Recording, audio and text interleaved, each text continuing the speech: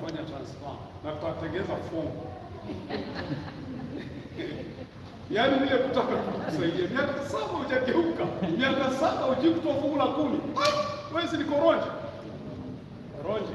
Yaani miaka 7 na bado uko koronje.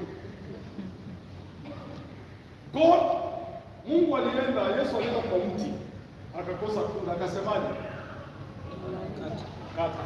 Lakini ikasemekana kama upatie nini mwaka mwingine, kama itazaa ikate. Yesu pia alienda kwa mtini ukawa hauna matunda, akasema nini? Akaulani. Wapendwa, tunapokaa hapa tulisema sonship, kuwa mwana ni safari, ni process ya kukua. Amen.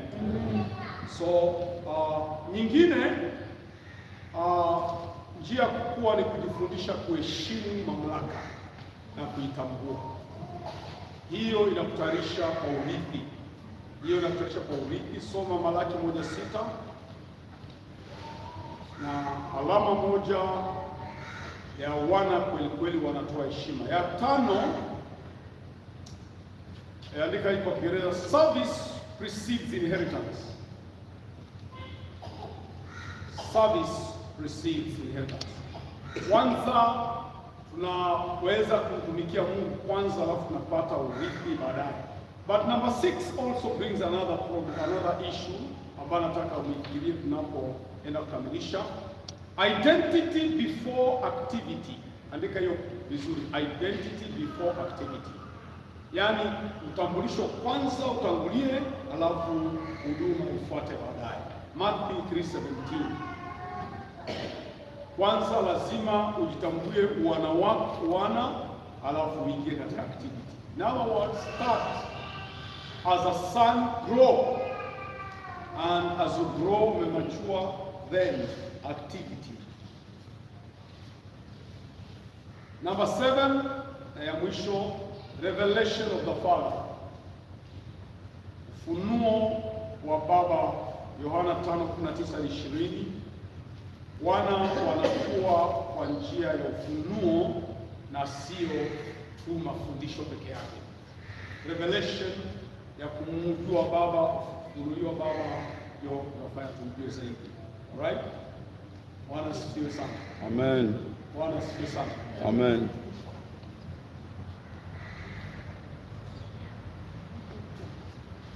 Nataka tumalizie hii. Andika type of sons in the Bible. Aina ya wana katika Bible. Kwa sababu tungependa tuende kwa jambo lingine.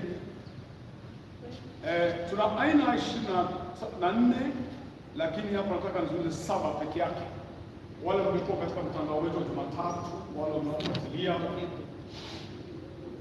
mnaofuatilia, on Monday saa 2 kamili kwa tunakuwa na Sons Day, tunakuwa na mtandao, na ni vizuri utafute smartphone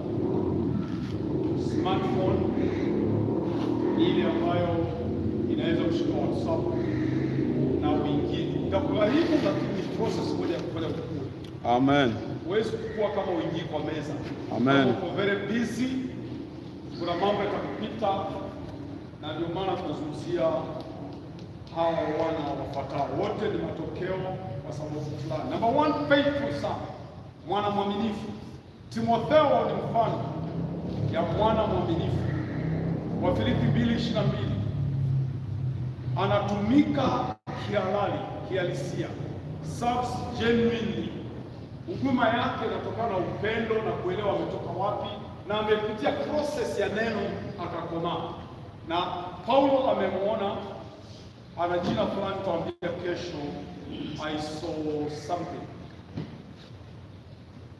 Na wataalamu wanasema, hii ni kwa wachungaji, kupata mwana wa aina hii ya Timotheo inaweza kuchukua miaka mingi sana, na wanasema ukifanikiwa kuwa na 5 katika idadi ya hata watu 2000 umefanikiwa. Amen. Because hii ndio level ya faithful sons. Amen.